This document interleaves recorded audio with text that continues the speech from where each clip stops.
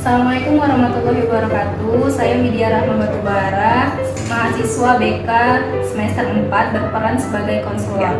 Assalamualaikum warahmatullahi wabarakatuh. Saya Tata Trijayani dari BKPI UIN Suskaryo semester 4. Saya di sini berperan sebagai klien.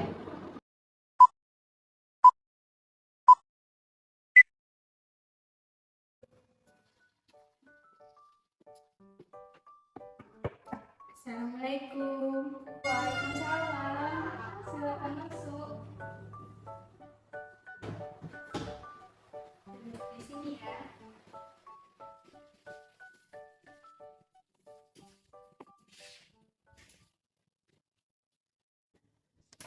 Baik, ini dengan siapa?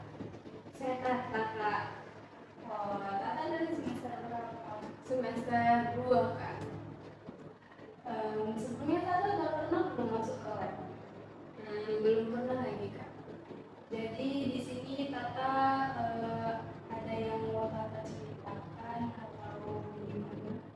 Ada sih, Kak, tentang permasalahan keluarga saya. Sebelumnya Tata tahu nggak konseling itu apa? Yang kita tahu, Kak, dari belajar juga sebelumnya, konseling itu untuk membantu klien yang berada dalam masalah.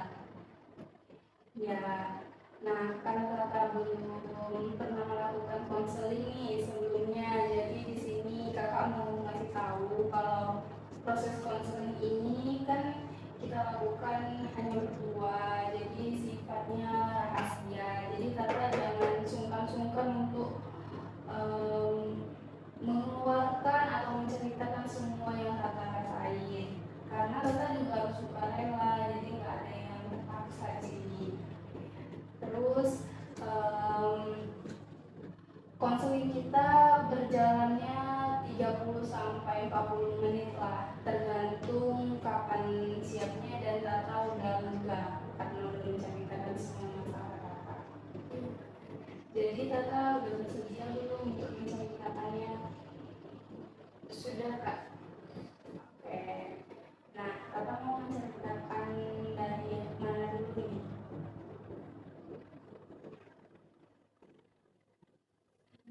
Dari apa sih, Kak? Jadi sekarang Tata boleh nih menceritakan kepada Kakak apa yang Tata rasain, yang buat Tata kepikiran terus, nggak tenang, sampai akhirnya Tata datang ke labor BK ini. Keluarga saya sih, Kak. Saya sulit mengatakannya, Kak.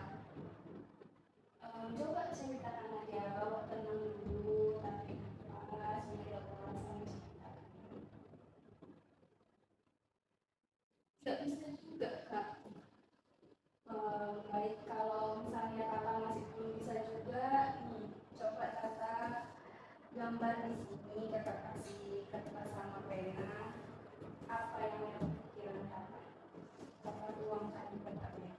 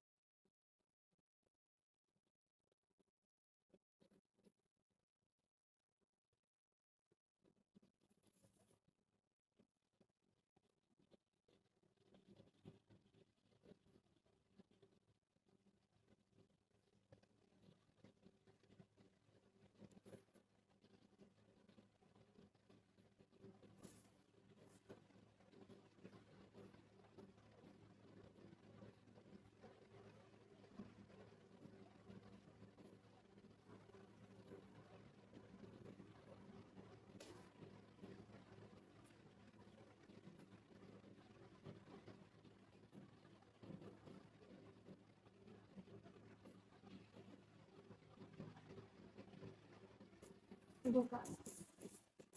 Nah, baik, ini apa nih maksud dari gambar Kakak ini? Ada tulisannya ayah tiri, ibu, saya, nenek, terus ini dari segerombolan orang ini apa?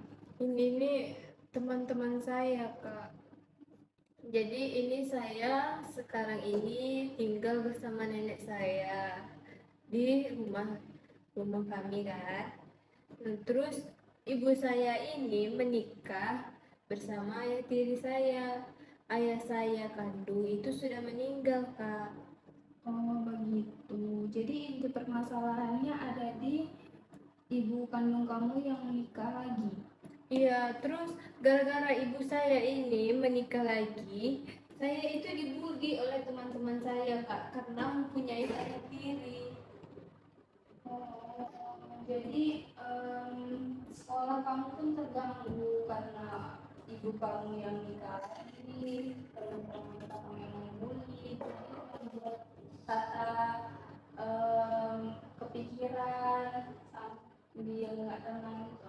Iya, Kak, gara-gara dibully di sekolah ini, saya itu kayak nggak fokus belajar, sering mengurung diri, terus jarang masuk sekolah. Dan ibu saya pun itu dia nggak pernah mikirin saya, Kak. Saya pun curhat nggak tahu sama siapa. Berarti peran ibu kamu setelah kita lagi hilang. Iya, Kak, menurut saya sih gitu ya. Dikarenakan ibu saya ini fokus dengan keluarga barunya gitu, Kak. Jadi kamu jarang dijenguk atau gimana nih? Uang jajan tetap jalan atau memang sama sekali nggak ada lagi? Kalau uang jajan ada, Kak, setiap bulannya dikasih ibu untuk saya dan nenek saya. Nah, tapi yang saya perlukan ini adalah kasih sayang seorang ibu, Kak, yang dimana semua kawan saya seperti ngambil rapor gitu kan. Mereka tuh diambilkan sama orang tuanya, ayah atau ibunya, sedangkan ibu saya tidak mau mengambilkan rapor saya. Terpaksa nenek saya itu sudah tua ya kan, Kak. Terus belum lagi dia sakit-sakitan yang susah jalan. Saya pun sungkan untuk meminta bantuan kepada nenek saya. Tata satu orang bersaudara atau punya adik, punya kakak? Kalau saya yang kandung sih saya sendiri, Kak. Saya tidak punya adik. Kalau misalnya adik dari ayah sama ibu saya yang baru ini, tiri saya ini, itu punya, Kak, punya anak satu lagi. Tata dari umur berapa ibunya nikah nanti? Dari saya kelas 4 SD sih, Kak. Kalau ayah tiri Tata ini tidak ada perannya atau kayak mana? Atau ikut-ikut ibu aja atau memang nggak sayang sama Tata? Yang saya rasakan sih dia kayak nggak peduli gitu sih sama Tata. Dia lebih ke anaknya, anak kandungnya. Saya ini kayak dibiarin aja, kayak cuman ibu saya sih yang ngasih uang kan. Nah, kalau ayah saya ini nggak ada ngapa-ngapain, Kak. Jadi karena mereka juga udah punya anak lagi, ibu Tata pun udah nggak peduli gitu sama Tata, karena pun Tata tinggalnya sama nenek. Dan teman-teman Tata membuli Tata karena punya ayah tiri gitu. Iya, Kak, karena kayak ibaratnya ini Tata ini kurang kasih sayang orang tua, jadi broken home. Gitu, Kak. Jadi sebenarnya Tata ini bukan, kalau dari materi nggak kurang gitu ya. Enggak, Kak, cukup. Tapi saya itu perlunya kasih sayang orang tua, Kak. Karena kan pada masa saya sekarang ini dari kelas 4 SD sampai kuliah saat ini, saya tidak merasakan kasih sayang kehangatan dari keluarga saya, Kak. ditambah lagi punya adik tiri ya. Iya. Jadi Tata udah pernah belum mencoba untuk bicara sama ibu Tata atau ngomong ke nenek kayak mana biar ibu tuh baik lagi ke Tata atau ngasih kasih sayang ke Tata, udah pernah belum? Belum sih kak. Kenapa Tata belum mau gitu? Belum pernah coba? Kan udah lama kali itu dari SD sampai udah kuliah. Kalau itu Tata nggak tahu kak caranya gimana, cara bicaranya itu gimana. Kalau misalnya Tata bicara nanti ibu Tata tersinggung atau nenek Tata tersinggung, dia makin marah sama Tata. Jadi ibu Tata ini dia sifatnya yang suka marahin anak gitu ya. Iya kak. Terus kalau misalnya dia udah marah tuh banyaklah kata-katanya keluar kak. Oh, kayak kata-kata kotor gitu ya. Iya. Dengan perasaan Tata. Iya kak. Kalau ayah tiri Tata ini gimana? Dia nggak peduli kalau ibu Tata marahin, apa dia juga sebenarnya orang yang kayak gitu?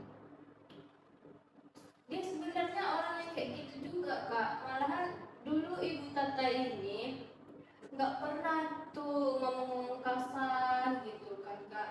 Semenjak ada ayah ini ibu Tata tuh jadi ikut-ikutan kak. Oh, jadi kayak terpengaruh gitu ya? Iya. Pribadi ayah tiri kamu. Dulu pas Tata SD itu ibu Tata tuh selalu sayang Tata, nggak pernah ngomong-ngomong kok kasar gitu, ngomong kotor, nggak pernah mukul gitu. Semenjak ada ayah tiri ini, ibu Tata tuh langsung berubah menjadi berbicara kotor, kasar, kayak gitu kak. Nah, dari cerita Tata tadi kan katanya ayah Tata sama ibu Tata ini suka ngomong kasar nih kepada Tata. Contoh ngomong kasarnya ini kayak mana? Kayak misalnya pas terima rapor ya kan kak, kan nenek Tata yang ngambil, terus dia nelfon dapat ranking berapa kayak gitu kan. Terus nenek Tata bilang nggak dapat 10 besar, tuh langsung lah ibu Tata nelfon sama Tata lagi kayak anak bodoh.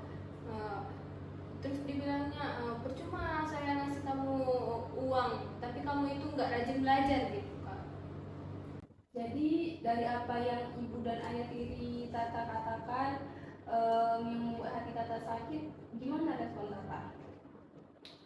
Saya sebagai anak ini kak inginnya itu mendapat dukungan dari orang tua saya kak, tapi yang saya dapatkan itu marah dari orang tua, kata-kata kasar, bilang anak bodoh segala macam gitu kan kak.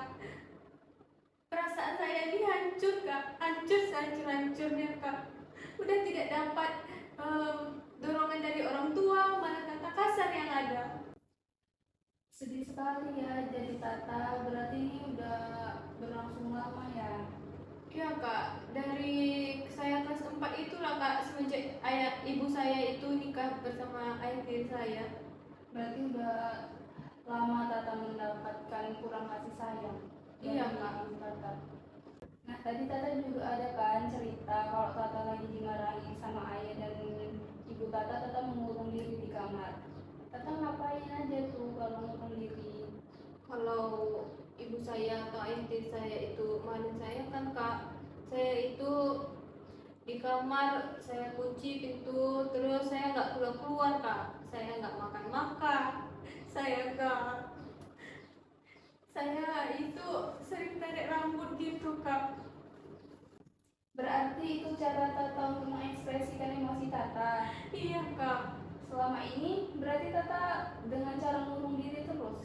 Iya, terus nggak makan. Kalau misalnya saya lagi sedih itu kak, nafsu makan saya ini nggak ada kak. Nenek Tata tahu nggak kalau Tata kayak gitu? Enggak kak. Berarti ini rahasia, nggak ada yang tahu. Enggak. Lagi pula kalau saya kayak gitu juga nggak ada orang yang peduli kak. Dari yang Tata lakukan nih kalau lagi mengurung diri, sebenarnya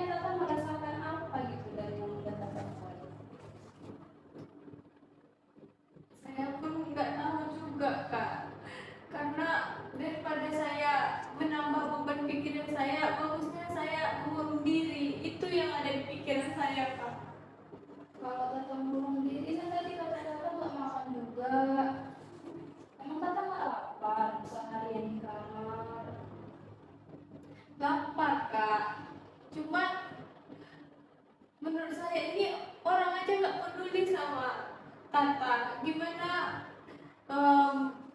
Tata mempeduliin juga diri sendiri?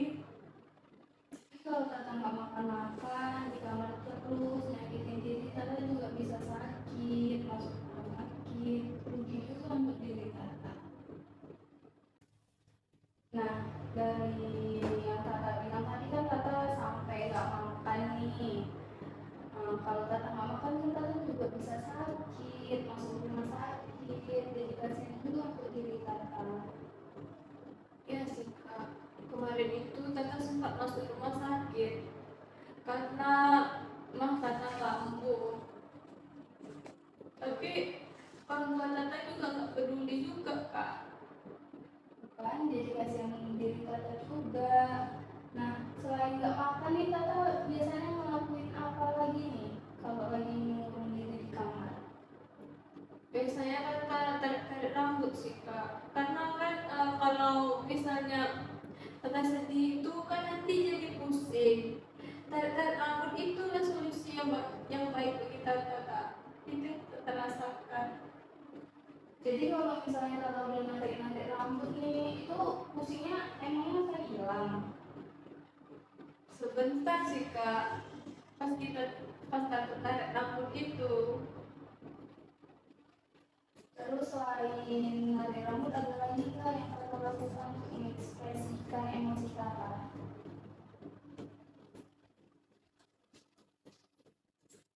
Berarti itu aja ya yang sampai fatal, sampai yang nggak makan, Tata masuk rumah sakit, narik rambut, malah makin buat pusing. Ya kak.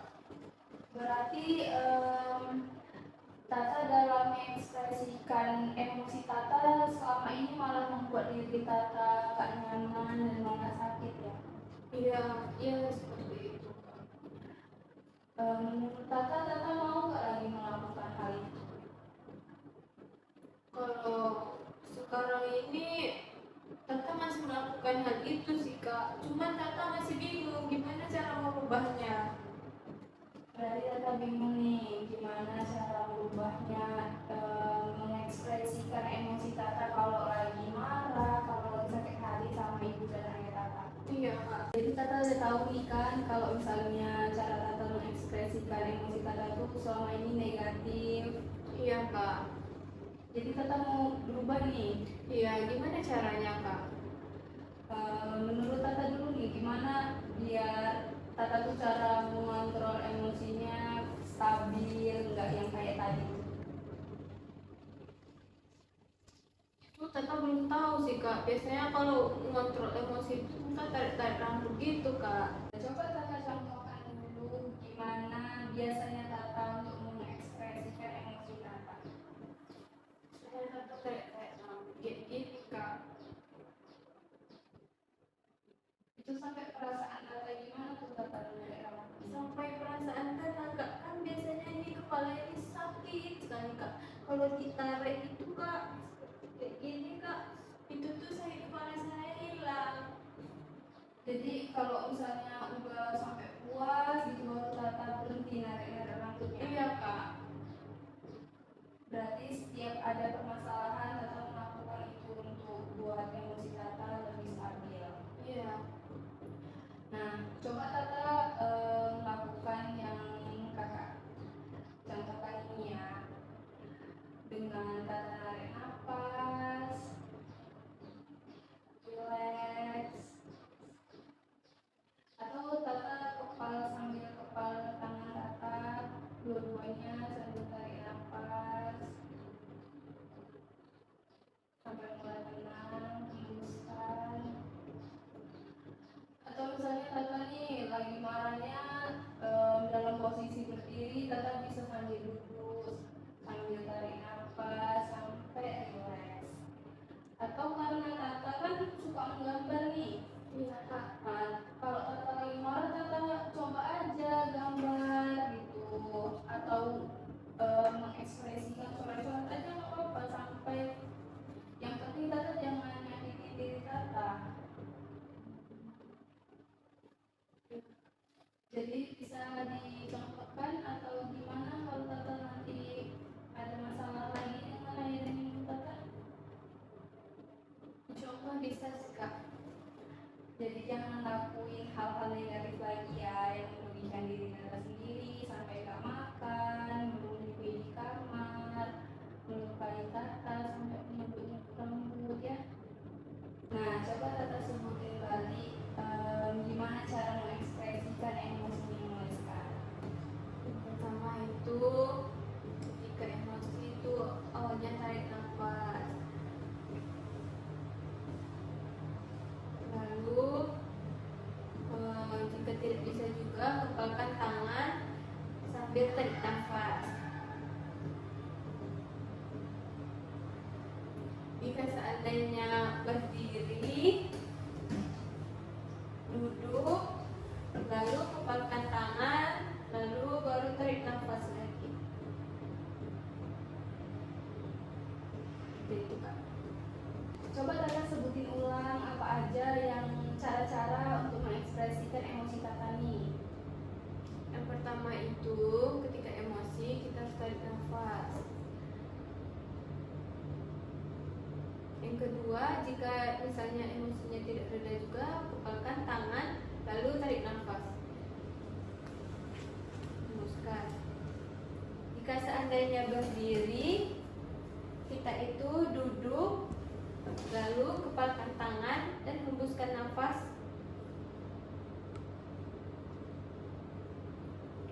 Itu kak, seperti itu kak. Yang terakhir jangan lupa kalau misalnya itu juga nggak bisa, Tata bisa menggambarnya. Oh iya kak. Pokoknya dilakuin sampai Tata merasa rileks ya. Mulai tenang, emosi Tata udah mulai teratur. Oke kak, jadi tips dari kakak untuk meredakan emosi tadi besok akan saya lakukan. Jadi bagaimana dengan saya dengan orang tua saya itu kak? Nah, kalau hubungan Tata dengan orang tua Tata ya tetap harus berjalan dengan baik. Kan gimana pun juga kehidupan Tata dan ayah kandung Tata. Jadi jangan sampai memutus hubungan itu. Tata juga harus tetap patuh dengan ibu dan ayah Tata. Tata dengerin aja. Kalau enggak Tata coba nih ngomong gitu ke ibu Tata baik-baik. Kalau Tata nggak berani ngomong langsung, Tata mulai dari chat atau Tata aja ibu Tata cuma berdua gitu ngomong apa yang Tata rasain selama ini. Bisa nggak? Tapi saya masih takut kak, saya itu masih suka mendam dalam diri saya. Nah itu yang harus Tata ubah. Kalau misalnya Tata terus mendam sendiri, ibu Tata kan nggak tahu sebenarnya perasaan Tata gimana. Apalagi Tata di sana punya adik tiri kan. Pasti ibu Tata selalu menganggap Tata udah dewasa. Jadi mereka lebih mendingan adik Tata. Jadi Tata coba aja ajak bicara gitu. Iya kak. Besok saya akan coba bicara pada ibu saya. Nah dari cerita Tata tadi tentang keluarga Tata, ada lagi nggak yang mau Tata ceritain, Tata sampein ke kakak? Ada kak, tentang saya pernah dibully dulu kak. Sejak kapan tuh Tata dibully? Sejak kelas 2 SMA kak, kelas 11. Oh, bentuk bulinya tuh yang gimana gitu? Dulu tuh saya itu kan pernah di ejek-ejek gitu kan kak, karena orang tua saya bercerai. Terus saya dibuang ke kamar mandi, pas itu saya lagi buang air kak. Terus saya dikunciin tuh sama teman-teman saya. Terus saya nggak ada temannya kak. Orang yang bully itu menghasut orang lain kak untuk jangan berteman sama saya. Oh, berarti yang bully ini nggak satu orang aja ya? Bukan kak, dia kayak satu temenan itu kak, tapi dia menghasut orang. Tapi yang bully itu tetap satu itu aja kak, yang satu temenan itu. Kayak satu geng gitu. Iya, satu geng. Nah, pas Tata dibully waktu SMA itu apa yang Tata lakukan kalau lagi dibully? Pas saya di kamar mandi itu kan kak, saya nggak berani untuk lapor ke guru karena yang bully ini nih kak, dia pada dekat sama guru. Nanti kalau misalnya dia lapor ke guru, nanti saya pula nilai saya juga yang kena kak. Saya takutnya itu kemarin itu kak, jadi saya nggak melapor ke guru. Oh, berarti Tata sebenarnya mau ngadu gitu. Iya kak, tapi karena saya tahu mereka dekat gitu kan kak, kayak orang tuanya itu dekat juga sama guru-guru, jadi saya tahan aja supaya nggak ngadu gitu. Kalau respon teman-teman sekitar Tata nih, teman-teman yang nggak membuli itu gimana? Ada sih kak kemarin itu yang ngelerai gitu kan, bilang stop bully, stop bully tata gitu. Itu teman dekat saya kak, tapi lama kelamaan dia itu dipengaruhi juga sama orang yang tukang bully itu. Jadi saya nggak punya teman pas ke SMA itu sampai saya tamat kak, saya nggak punya teman. Berarti yang awalnya mau membela Tata jadi ikut-ikutan gitu. Iya, ikut-ikutan nggak berteman, tapi dia nggak bully kak, tapi dia nggak mau berteman sama saya. Ikut menjauh gitu. Iya. Berarti memang nggak ada sama sekali teman dekat Tata gitu waktu SMA, Nggak ada kak. karena mereka takut juga gitu sama yang membuli. Iya, mereka takut dibully juga, terus mereka tuh udah dihasut juga kak, makanya nggak mau mereka berteman. Nah kalau di kuliah nih pertemanan Tata gimana?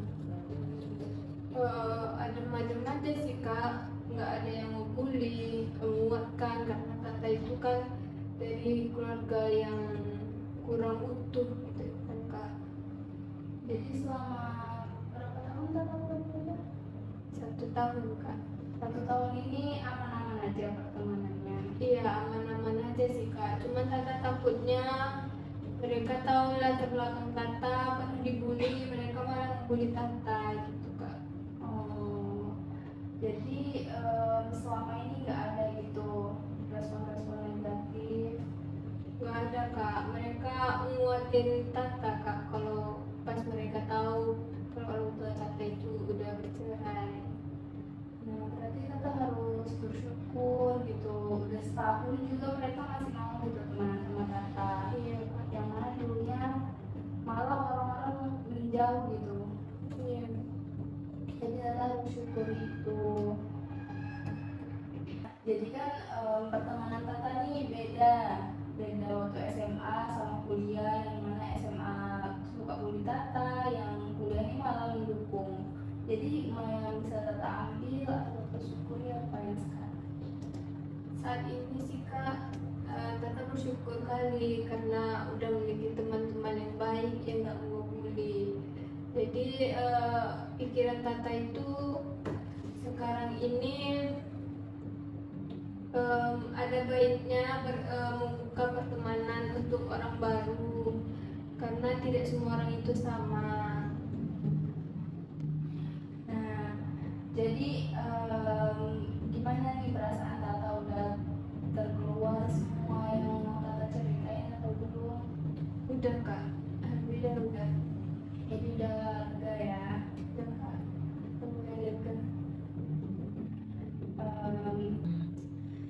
Nah, bagus nih kalau Tata berpikiran seperti itu. Jadi kan emang nggak semua manusia itu sama, lingkungan pertemanan sama. Jadi alhamdulillah Tata sekarang dapat teman-teman yang baik, beda sama yang dulu waktu SMA.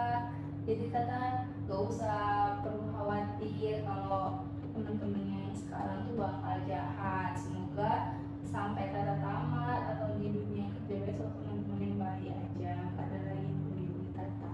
Iya kak. Nah, bagaimana Tata? Ada lagi yang mau Tata tanyain atau Tata udah merasa lega, cukup puas dengan pertemuan kita? Alhamdulillah Tata udah merasa lega sih kak. Tapi untuk cerita nggak ada sih kak. Untuk sekarang ini rasa Tata sampai sini aja kak. Oh iya. Makasih ya kak. Ya, sama-sama. Nanti kalau Tata mau cerita lagi nggak apa-apa, kalau